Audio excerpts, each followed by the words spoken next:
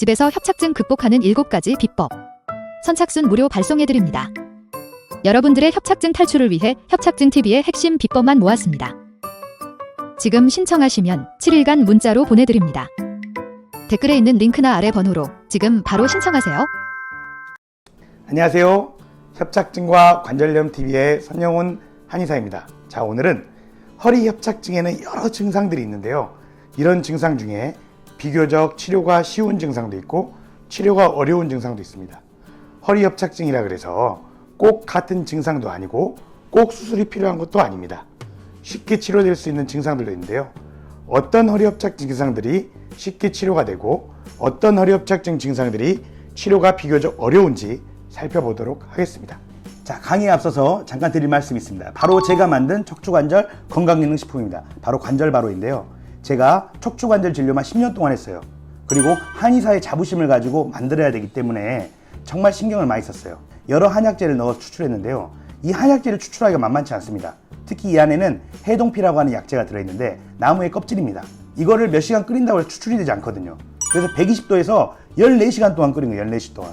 그래 끓여줄 공장을 찾는데 힘들었어요. 자, 14시간 동안 끓였기 때문에 색깔이 어떻겠습니까?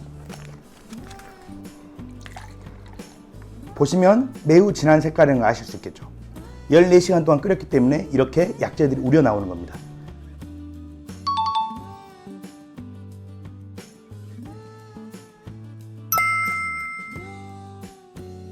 제가 정말 자신 있게 만들었습니다. 자, 그러면 제가 한번 마셔보도록 하겠습니다. 강의에 앞서서 힘이 나네요. 여기 있는 증상들, 그리고 이 증상이 치료가 잘 되는지 비교적 치료가 어려운지 여기에 대한 기준은 제가 그동안 허리 협착증 환자분들을 진료하면서 얻게 된 노하우들입니다. 그래서 그걸 감안해서 들어주시기 바라겠습니다.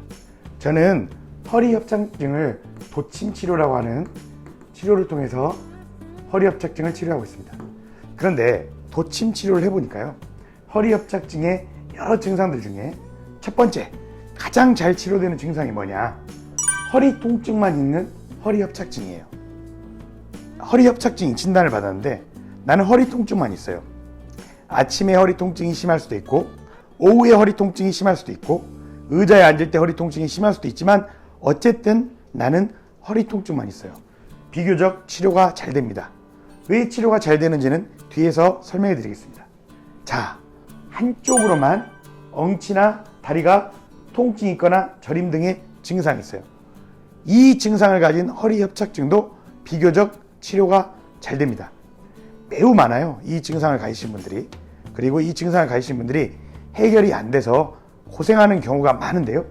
도침 치료라고 하는 치료를 통해서 이 증상은 비교적 치료가 잘 된다. 꼭 기억해 주시기 바랍니다.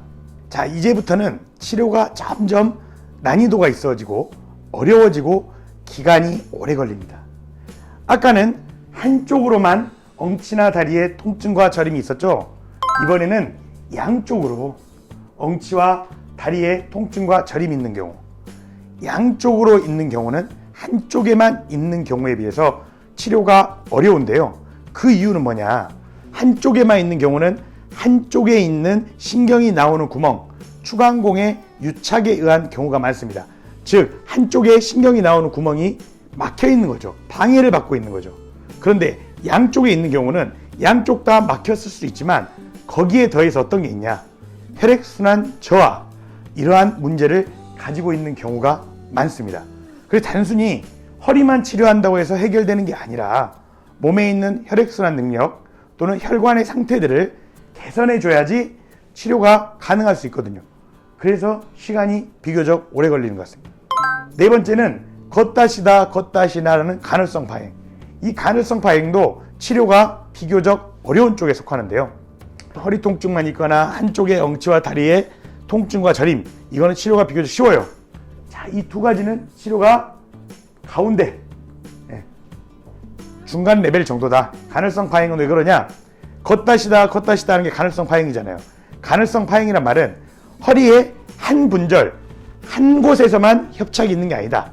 여러 군데서 협착이 생기는 다분절 협착증, 다분절 협착증에 의해서 오는 경우가 많아요. 그러니까 하나만 치료하는 것보다 여러 곳을 치료해야 되니까 비교적 치료가 어렵겠죠. 하지만 3번, 4번 증상 모두 그래도 치료가 가능합니다. 물론 시간이 좀 더 걸리죠. 1번, 2번에 비해서. 그런데 제가 지금까지 치료해보면 정말 치료가 어려운 게 발바닥의 감각 이상이에요. 발바닥 감각 이상은 정말 치료가 어렵더라고요. 치료가 되는 사람도 있고 안 되는 사람도 있고 아무리 치료해도 잘 안 되는 경우도 있고 솔직히 말씀드리는 겁니다. 정말 치료가 어렵더라고요. 그래서 이걸 어떻게 치료해야 되지 사실 연구를 많이 하고 있고 고민을 많이 하고 있습니다. 자, 그러면 왜 방금 말씀드렸던 허리 통증만 있거나 한쪽에 엉치와 다리에 통증과 저림이 있는 경우 왜 치료가 잘 되냐? 허리 통증만 있는 경우, 허리 통증의 원인은 뭐냐? 척추뼈 주변에 붙어 있는 근육과 인대의 바로 뭐냐? 유착입니다. 유착. 주변에 있는 뼈에 붙어 있는 근육과 인대가 딱딱하게 굳어지는 거예요. 그럼 허리를 움직일 때마다 어떤 일이 일어나요? 이 근육과 인대가 이 뼈를 잡아당기게 됩니다. 뼈에는 통증을 느끼는 세포들이 많습니다. 그래서 뼈를 잡아당기게 되면 유착성 통증이 발생하는 거예요. 그럼 이게 근육과 인대가 뼈를 잡아당기니까 어떻게 해줘야 되겠습니까? 근육과 인대를 들어가서 풀어줘야 되겠죠. 근육과 인대를 풀어줄 수 있는 침이 뭐다? 바로 도침입니다. 도침은 끝이 미세한 칼날 모양이기 때문에 이 근육과 인대를 쉽게 풀어줄 수 있죠. 일반 침은 바늘 모양이에요. 그래서 이거는 자극을 하는데 유리한데 도침이 근육과 인대를 풀어주는 유착을 해결하는 데는 일반 침에 비해서 유리한 면이 있습니다. 그래서 도침 치료가 척추뼈 주변의 유착을 풀어서 통증을 해결할 수 있다. 도움이 될 수 있다. 자, 두 번째는 한쪽 엉치와 다리에 통증 저림이 있는 경우입니다. 자, 이것은 왜 발생하냐? 뼈하고 뼈 사이에는 뼈하고 뼈가 만나서 이루어지는 신경 구멍이 있어요. 이걸 바로 추간공이라고 합니다. 추간공. 이 추간공을 통해서 신경과 혈관이 나와요. 그럼 추간공은 깔끔하게 이렇게 동그랗게 있냐? 그렇지 않습니다.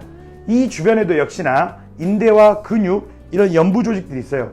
이러한 연부 조직들이 딱딱하게 굳고 이 주변을 막아요. 그럼 어떻게 되겠어요? 신경과 혈관의 흐름이 안 좋아지겠죠. 자, 만약에 이쪽에서만 증상이 있다. 그러면 그쪽 방향에 왼쪽이든 오른쪽이든 신경이 나오는 구멍인 추간공에 유착이 있는 경우입니다. 유착.